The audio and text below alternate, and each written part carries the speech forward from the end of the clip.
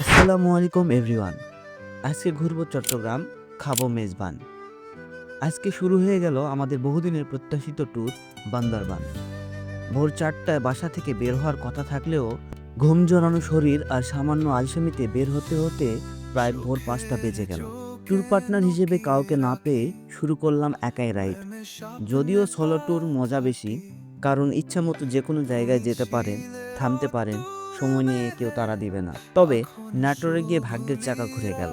দেখা হলো আকাশ ভাইয়ের সাথে, একজন দারুণ বাইকার। আমরা ঢাকা পর্যন্ত একসাথে রাইড করলাম। চলে এলাম যমুনা সেতু। উত্তরবঙ্গের মানুষের কাছে শুধু একটি সেতু নয়, এটি ভালোবাসা আর আবেগের প্রতীক। পাশেই যমুনা রেল সেতুর কাজ কমপ্লিট হয়ে গেছে। সেতু দিয়ে এখন নিয়মিত ট্রেন চলাচল শুরু করেছে।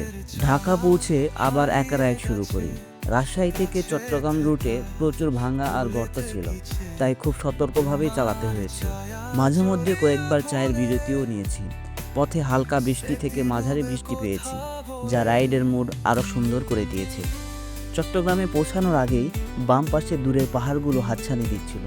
মনটা আনন্দে নেচে উঠছিল। ঢাকা থেকে চট্টগ্রামের পথে একজন ভাইসহ আরও 3 জনের একটি গ্রুপের সাথে পরিচয় হয়। তারাও বান্দরবানের উদ্দেশ্যে রওনা দিয়েছে। চট্টগ্রামের পাহাড়তলিতে এসে পড়লাম এক বড় জ্যামে। এরপর নিমতলা বিশ্ব রোডে এসে সাগর ভাই আমাকে রিসিভ করলেন।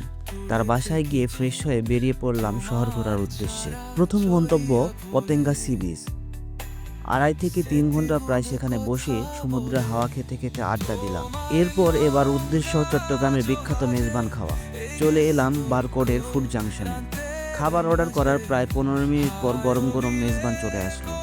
সব খাবারই পরিবেশন করা হলো মাটির প্লেটে, যা আমার কাছে একদম পারফেক্ট লেগেছে। মেজবানের সাথে ছিল চুনার ডাল অর্থাৎ ছোলার ডাল। স্বাদ ছিল অসাধারণ। রাতের খাবার শেষ করে আবার সাগর ভাইয়ের বাসায় ফিরে এলাম।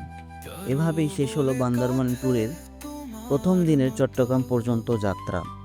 নেক্সট পার্ট পর্যন্ত সবাই ভালো থাকবেন, সুস্থ থাকবেন। আল্লাহ হাফেজ।